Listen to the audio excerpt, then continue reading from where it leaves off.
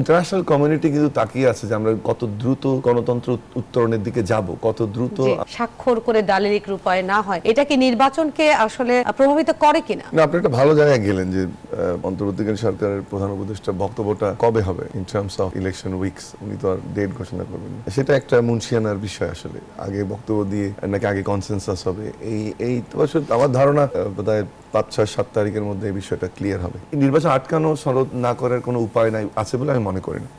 এবং সেটা যদি আপনি নির্বাচনকে ব্যাহত করার কোনো উদ্দেশ্য মানুষ দেখে, সেটা আদতে এবং দীর্ঘদিনের ক্ষেত্রে আপনার যে দলটি এটি অবস্থান নেবে তাদের জন্য খুব অসুবিধা। আরেকটা কথা বলা হচ্ছে যে জামাত বা এনসিপি তো অলরেডি ক্ষমতায় আছে, আমি আমার কথা না, আমি হিয়ারসে বলছি।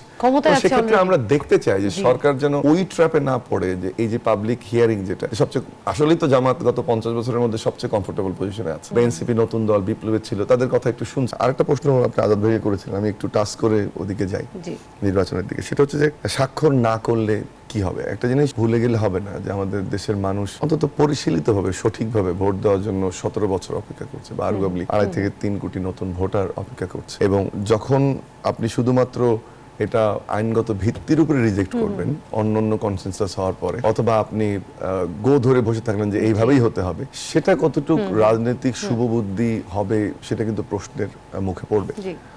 এরপরে কথা আসতে পারে ঠিক আছে, একটা দল স্বাক্ষর করলো না, বা অন্তর্বর্তীকালীন সরকার নির্বাচনের ডেট ঘোষণা করলো কিন্তু কোনো দল নির্বাচনে গেল না। আমি গত 3 দিন আগে বোধহয় আমরা ডেমোক্রেসি রাইজ থেকে একটা সেমিনারে একটা গবেষণা প্রবন্ধ উপস্থাপন করেছি আমি নিজে। সেখানে 26টি দেশ নিয়ে কাজ করে আমরা দেখিয়েছি যে 16টি দেশ স্বল্প সময়, অর্থাৎ গড়ে 10 মাস 3 সপ্তাহের মধ্যে নির্বাচনের দিকে গেছে, আর বাকি দেশগুলো ব্রড সংস্কার এজেন্ডা এবং কনসেনসাসে পৌঁছতে পারেনি। গল্পটা এই জন্য বললাম, বা ঘটনাটা রিসার্চের এই জন্য বললাম, সেগুলোতে কিন্তু সামরিক হস্তক্ষেপের সম্ভাবনা তৈরি হয়েছে, পুনরুত্থান হয়েছে, বা বাইরের থেকে জাতীয় সঙ্গে মিশনও আসতে হয়েছে। নিশ্চয়ই আমাদের রাজনীতিবিদদের, যে কথা রাজনীতি মাঝখানে বললেন আপনাকে, যে ওই প্রজ্ঞার অভাব হয়নি যে আমাদের দেশকে আমরা সে জায়গায় নিয়ে যাব। এবং কয়েকদিন থেকে যখন আমরা জুলাই মাস নিয়ে কথা বলছি, আমাদের বৈষম্যবিরোধী ছাত্র আন্দোলনের শিক্ষার্থীদের মুখে একটা কথা বারবার এসছে, নাহিদের স্টেটমেন্ট অবধি আসছে, সামরিক শাসনের দিকে আমরা যাব না। সো দায়িত্বশীল হতে হবে।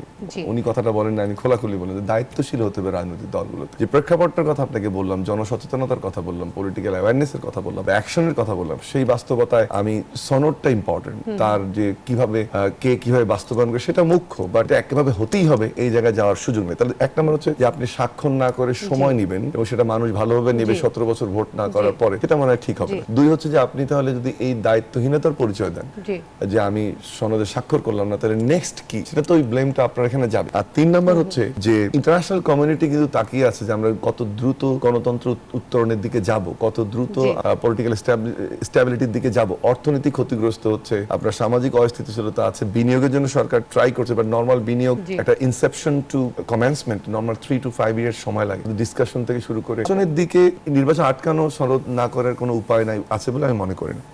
এবং সেটা যদি আপনি নির্বাচনকে ব্যাহত করার কোনো উদ্দেশ্য মানুষ দেখে, সেটা আদতে এবং দীর্ঘদিনের ক্ষেত্রে আপনার যে দলটি এটি অবস্থান নেবে তাদের জন্য খুব অসুবিধা। আরেকটা কথা বলা হচ্ছে যে জামাত বা এনসিপি তো অলরেডি ক্ষমতায় আছে, আমি আমার কথা না, আমি হিয়ারসে বলছি।